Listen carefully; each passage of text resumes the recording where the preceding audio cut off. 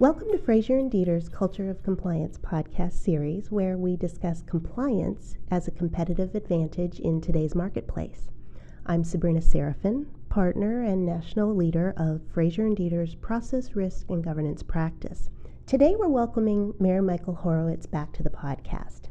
Mary-Michael is the CEO of Asylas, a security, privacy, and risk consulting firm based in Nashville that offers a variety of compliance-based advisory services, including penetration testing, vulnerability management, and awareness training.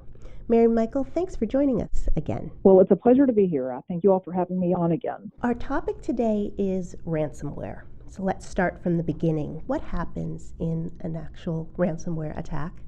From a high level, ransomware typically will spread through spam or phishing emails. It can be spread through websites or drive-by downloads. Typically will infect an endpoint and then penetrate the network from there. Whatever that endpoint has access to, it'll spread from there. Those infection methods are constantly evolving, and we're finding more and more ways that folks are becoming infected. Once that ransomware malware is in place, it will then lock all files that system has access to using extremely strong encryption. Then, lastly, the malware will demand a ransom. Typically will demand that payable in Bitcoin in order to decrypt the files and restore full operations to the affected IT systems. So from a high-level technical perspective, that's what happens. But then from a user's perspective, you may be working on your computer and you notice that it starts to run a little bit slower, or you can't access documents or files that you were able to previously. Could be getting some error messages, or you could just be completely locked out. It might start happening to other people, like a domino effect. And then ultimately, the message that we all dread will pop up, and it'll let you know that your files have been encrypted. And then in order to get the encryption key, that you need to pay a ransom. Now, we've heard estimates are as high as $75 billion a year as the cost of ransomware attacks. And I think it's important to understand who is bearing the brunt of these costs. And can you tell us more about what types of companies are vulnerable? Ransomware is certainly like the new black in the fashion world. Every company that is connected to the internet is vulnerable. I think last year, 71% of ransomware attacks were reported for small businesses. Healthcare was, of course, the hardest hit last year, but in the last 10 months this year, 140 local governments, police stations, hospitals have all been held hostage by ransomware. We're also seeing vendors like outsourced IT providers take a big hit. Bad guys have figured out that they can get to multiple companies by attacking an IT provider that has full administrative access to those clients. Anyone is vulnerable, and everyone needs to be thinking about this.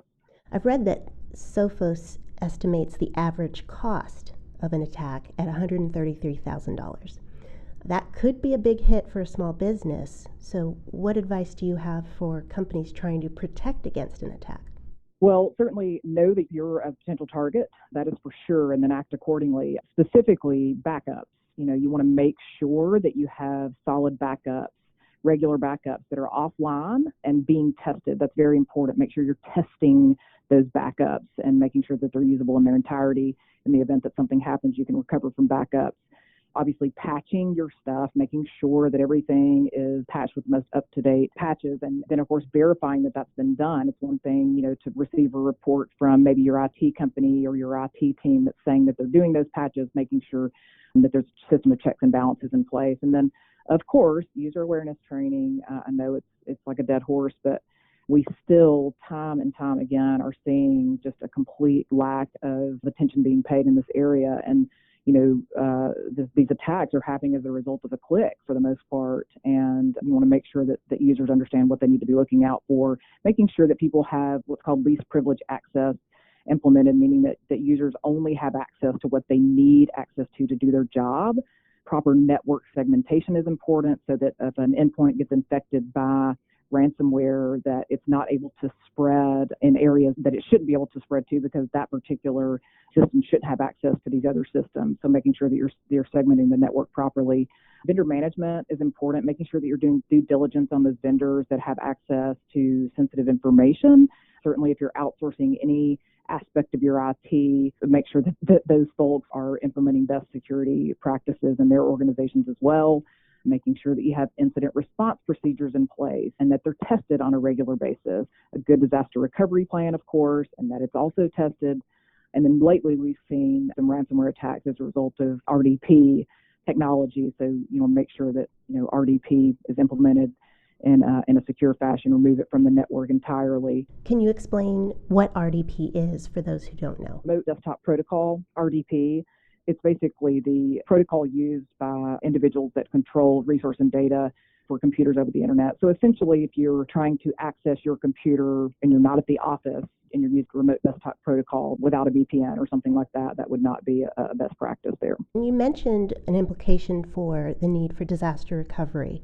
Do you have any advice for small businesses seeking to beef up their recovery abilities? Because that seems to be an area that doesn't get as much attention as it should. Assume that the controls that you currently have in place are going to be bypassed, right? So that you feel the need to prepare in a way that will actually be effective. You want to determine what data you have, where it all lives. Lots of people don't even know that. Determine after that what data sets and systems are mission critical to your organization. And once you've identified that, you want to really, really be honest with yourself about how long can your business survive without these things.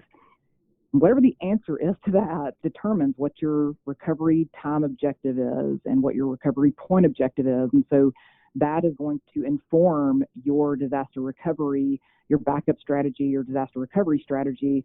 And that is truly the best place to start. And when you say, hey, we can't be without this particular system for any time, we have to have 100% uptime, then you have to be prepared to spend the money to achieve that objective, because the less time you can be down, the more expensive the controls to put in place to achieve that objective will be. We meet with folks that say, we can't be down at all. And then when you kind of start to peel back the layers and say, it's going to cost X in order to achieve that, then they're like, well, maybe we could live without it for a little while. And so I think that it's very, very important to understand where your data is, what data is mission critical, what systems are mission critical, and then be really, really honest with yourself about how long you can survive without it, and then be prepared to put the controls in place to achieve that objective. Great point to end on, Mary-Michael, and thank you for being with us again today and sharing your insights about ransomware attacks as part of our overall cybersecurity podcast series. Thank you for listening to Fraser and Dieter's Culture of Compliance podcast, and please join us for our next episode as we continue to discuss transforming compliance requirements into investments in your business. Thanks for listening to one of Fraser and Dieter's branded podcasts. To learn more, connect with us on LinkedIn or visit us at fraserdieter.com, and be sure to subscribe so you never miss an episode.